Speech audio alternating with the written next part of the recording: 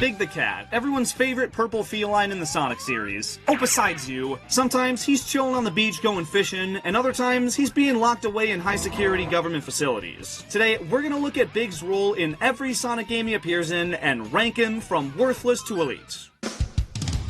Sonic Adventure introduced the big man, and gave him his own story mode alongside the blue blur. His pal Froggy eats his Lucky Charm and runs off, making Big spend the duration of his playthrough chasing after him and trying to catch him. The fishing gameplay is pretty frickin' boring compared to the other gameplay styles, but once you figure out how it works, it's a complete breeze. The crazy part is, Big tracking down his frog friend somehow ties into the main events of the game. After E102 Gamma captures Froggy for the Chaos Emerald he has, he takes him aboard Eggman's ship to lock away, and Big is somehow able to sneak on board and eventually breaks him free. But when they try to escape the vessel, they bump into Eggman and Chaos, and he absorbs Froggy with the Chaos Emerald to become Chaos 6, which Big kinda helps Sonic take down. He fishes Froggy out of the monster, then runs off to let Sonic handle the rest, and escapes the egg carrier via Tails' Tornado 2. From there, he's fishing all day, living his best life, and that's the last we see of him. He's not a major contributor compared to other characters, but being playable and some part of the story in a mainline Sonic game is plenty to warrant an elite tier.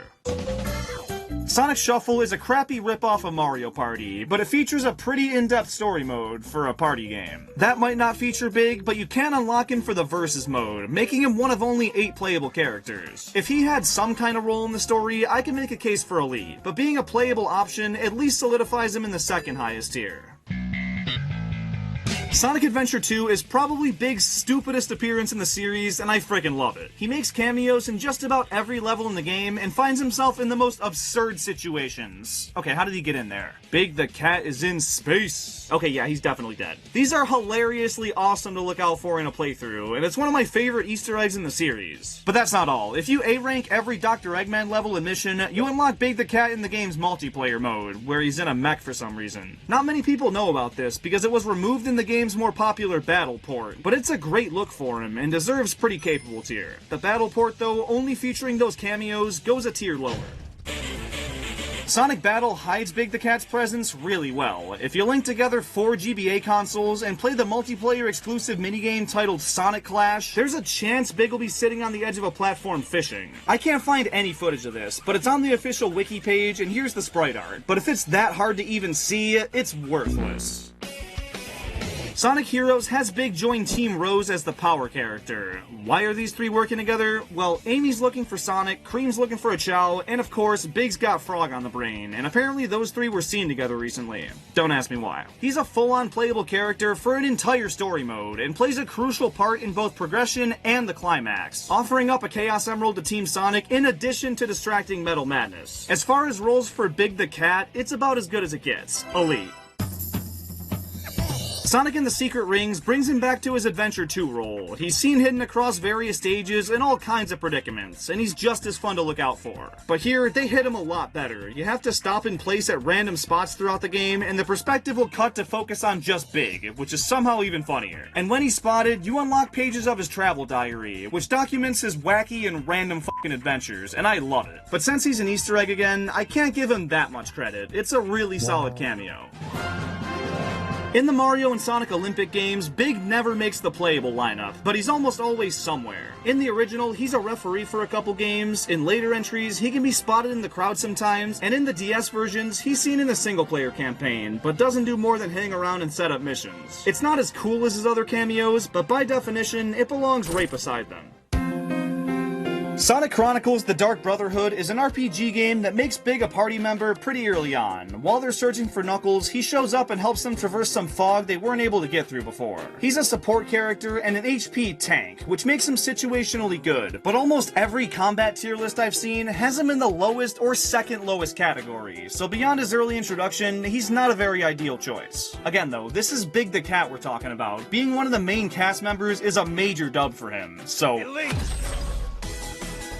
In Sonic and Sega All-Stars Racing, Big makes his racing game debut and rocks a moped featuring a Froggy paint job. Shit is clean. And his all-star move is Giant Froggy, which increases his speed a ton and decimates anybody in its path. It's super satisfying. Despite that, he's once again considered a mid to lower tier character, but he's playable and that's what counts, going right up there with his other multiplayer roster appearances.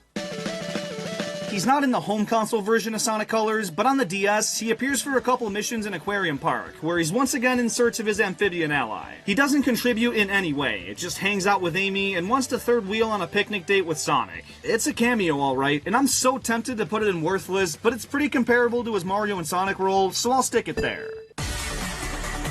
Unlike the first game in the series, Sonic in All-Stars Racing Transformed removes Big from the playable lineup and gives him one tiny cameo in the Ocean View stage. Pretty frickin' worthless.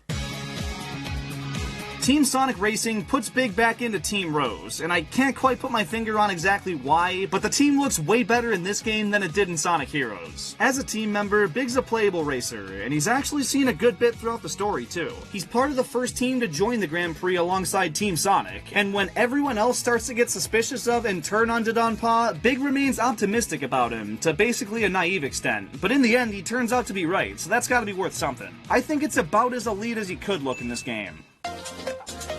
Sonic Frontiers has 4 cyberspace portals throughout the game that take you to Big's new favorite fishing spot. He offers him up a fishing rod, and Sonic can use it to catch all sorts of fish and items that he can exchange for treasure tokens that buy super valuable items to increase your stats and make progressing in the game way easier. You can avoid this minigame entirely if you want, but it's a nice change of pace that's way more chill than grinding out enemies, so Big's doing us a solid with this. I'll say he's pretty capable. In the murder of Sonic the Hedgehog, Big makes about the smallest appearance he possibly could. In the lounge car, you can just barely see him out the window chilling on the water catching some fish. Good on him for doing what he loves, but that doesn't make it any less worthless. He's only seen in the Sonic Generations half as a sign in Casino Night, but in Shadow Generations, he somehow finds himself in White Space, where, shocker, he's off looking for Froggy again. He asks probably the most valid question of all time, and also talks about his time exploring different places we visit in the game. So he does nothing. Worthless. And there you have it. And if you want to see a certain character next time, leave your pick down in the comments below. I'm down to check out some more obscure characters, remake older videos with all the spin-off games, or branch out from the Nintendo and Sonic stuff if you really want. But as always, thanks so much for watching, and check out this video next, where I speculate about the Sonic Movie 4 for 10 minutes straight and hopefully get some things right. I'll see you over there.